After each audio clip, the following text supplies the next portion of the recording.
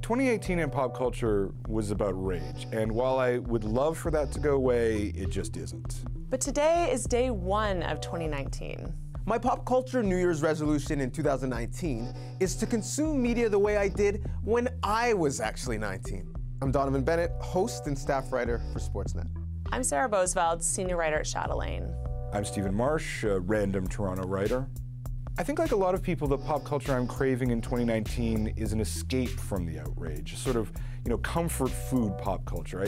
I see a lot of baking shows in my 2019. In 2019, I vow to actually watch movies in a theater, on a big screen, with special effects and a crowd. I want to enjoy things without worrying if they're trending on Twitter. I want 2019 to be a year in pop culture where diversity isn't a brave choice, but the norm.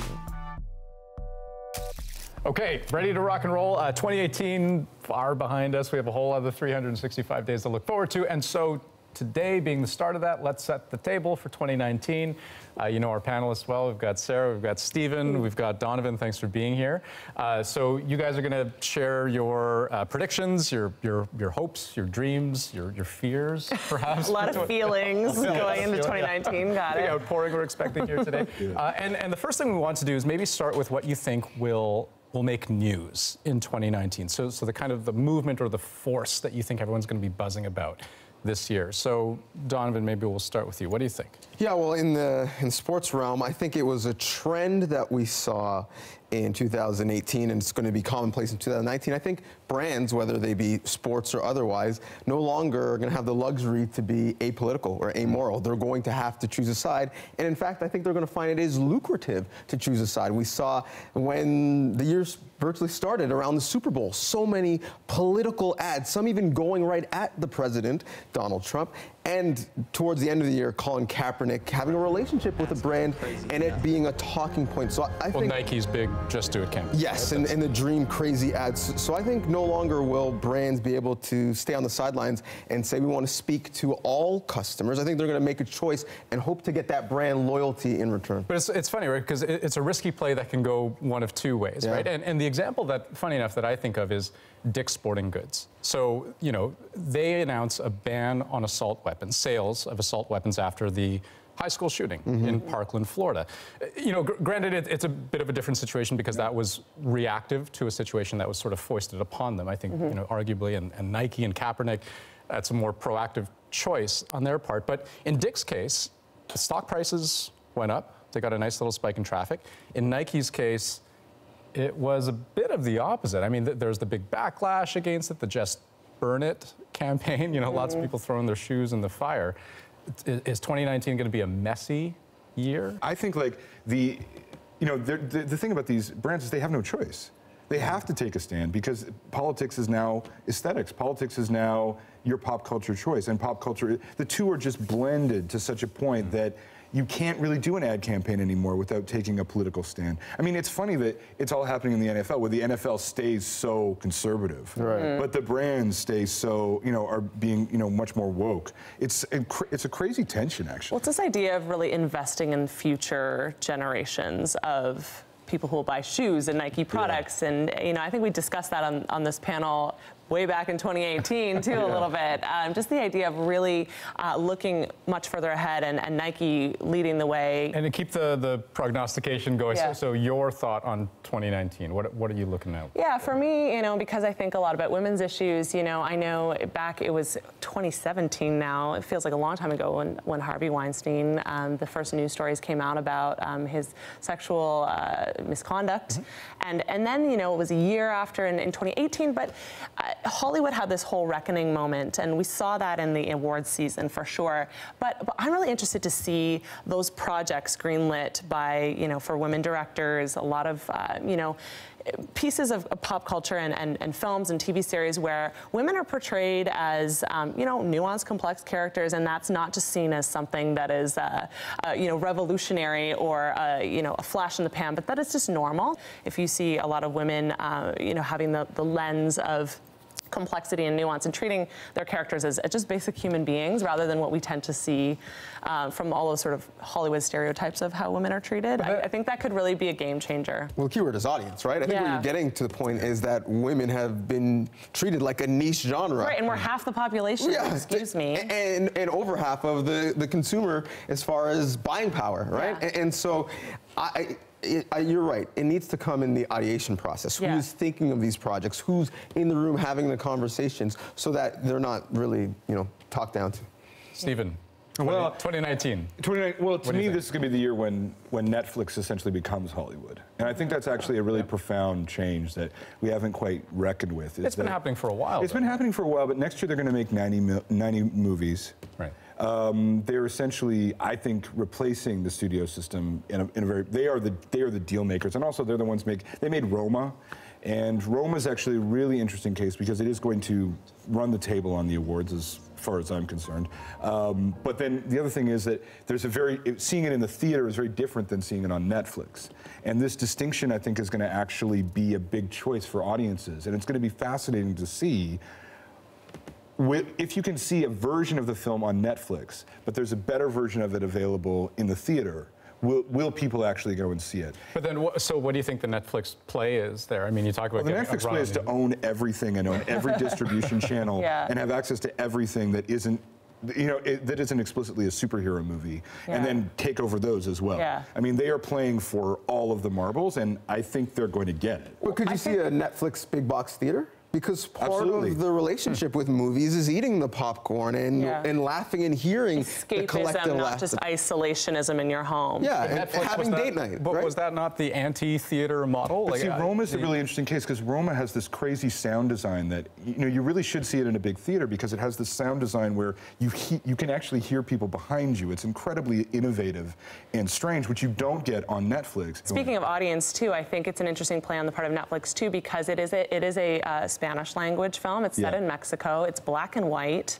It shows it's vignettes of really domestic life and shows and even talking about inclusivity and diversity and accessing those stories that we don't tend to often hear. Here's a film that really kind of gets at all of those pieces that have been bubbling up in our pop culture conversations right now, and then along with this sort of business idea. And I think the Latin markets too will obviously be watching this film, and that's a huge audience as well that is very untapped. Well, but also what they have is real data. Yes, they have real analytics. Yeah, because they can see it all. Exactly, and shows what does well to diverse audiences and what doesn't. So sadly, the rest of the public doesn't have access to. Exactly.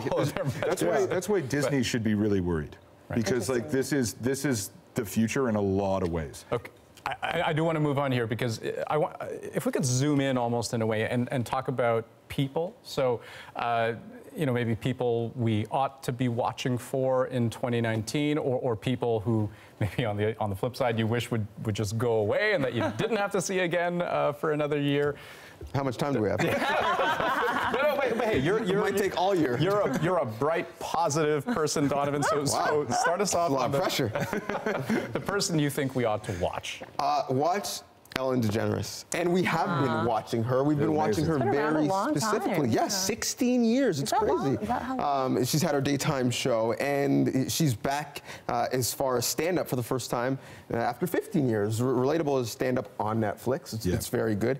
And the interesting thing is she now has a choice, and she's talked openly about it, that do I want to be the dancing person over a coffee table and give everyone their comfort food when we need it in these times?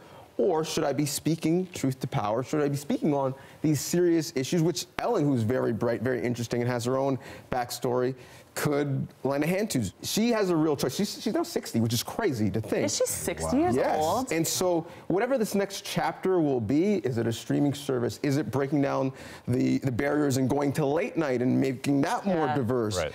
Doing none of that, but still ruling the world like Oprah after her daytime show. I think this next chapter is going to be super fascinating. She has a lot of Oprah potential. They should just give her the Tonight Show. Yeah. Okay. That's all I'll do. Stephen, I want to keep things moving. I'll let you take your pick. Do you someone we ought to watch or someone that should? Same person. Yes, I want Daily double. watch them, and I also want them to go away. It's Kanye West, the subject of fascination, the subject of obsession. And yeah, I mean, the spectacle of his intimate collapses and rebirths, and the fact that, you know, next year he could make one of the greatest albums of all time, or he could, you know, insult everyone on the planet Earth, and he could do those same things in the same week. You know, I don't think we've really had a pop culture figure this omnipresent since Charlie Chaplin, and it's both painful and incredibly enjoyable to watch. And yeah, I really hope the best for him though this year. Yeah. I hope it's a better year this year. Okay, and Sarah, continue that sentiment anyway. So he went on a spectrum of like, you're really lovely to like. I know. This is what I was not intentional. Not intentional. So I'm gonna sound like a monster here, and I wish them well and all the happiness, but I'm so sick of the royals, like Prince Harry and Meghan Markle in particular. They had all the weddings. This 2018 in the past, lovely time for them. It was a lovely time, but I feel, you know, and it's this great kind of, we've claimed a lot of connection to it in Canada too. Like there are sort of Canadian royals because she lived in Toronto once, I don't know. But the idea too that you know, everything sucks and this is like, can we just have this one nice thing of like being so invested in this couple's happiness is just an annoying concept to me. And, you know, and I know that they're not going to go away because they are expecting a child, to which I was like, that's very exciting and you should all follow your own family trajectory. But I mean, you know, Kensington Palace is very excited to progress the narrative of their new relevant couple, and I think they're just going to continue to be in our faces. And I just think they should just go be happy in private. I don't need to care. The entire Canadian. All of his mail and tweets. Yeah, that's why I was like the horrible person on the end. We've got time, 15 seconds each for predictions 2019. Who wants to start us up? Do you want to? Ooh, I'll start. There's this woman you may not have heard of, but you know the song. It's called The Middle. Yes. Zed and Maren Morris is the woman I would like you to watch. I think we have it. Yeah, let's just play a little snippet. Oh, baby, why don't you just meet me in the middle? I'm losing my mind just a little.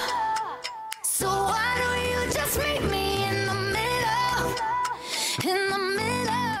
Definitely catchy. Won't deny that. She's just got what it takes. She's the next Taylor Swift, hands down. Whoa. I'm calling it now. Okay. Bold claim. Donovan. Disney's most watched trailer in the first 24 hours, The Lion King. It is back. It's going to be back in a big way. Elton John with his famous tracks coming back. Who doesn't want to see Simba in CGI? Well, it's just Are you kidding me? I rarely feel the Can you not generation feel the love gap. tonight? I cannot feel the love Beyonce tonight. is in Hakuna it Matata, too. my friend. They're going to be awful. All these live action remakes. It's going to be one horrible live action remake. Give this to Donovan. Let him have this. Thank you. Stephen, take us home.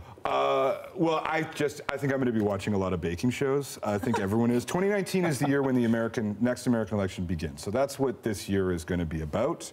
And in the middle of all of that outrage and horror, I think we're going to need to have straight comfort pop culture. Reruns, Friends reruns, baking shows, you know, that sort of thing. Steven's going to be in his little cocoon, like obsessing When I over tart can be. making and 2019, pies. the year of the baking show. Yes, We he's shall see. calling it. Guys, always fun. Happy New Year, by the way. Happy New Year. Thanks for having us.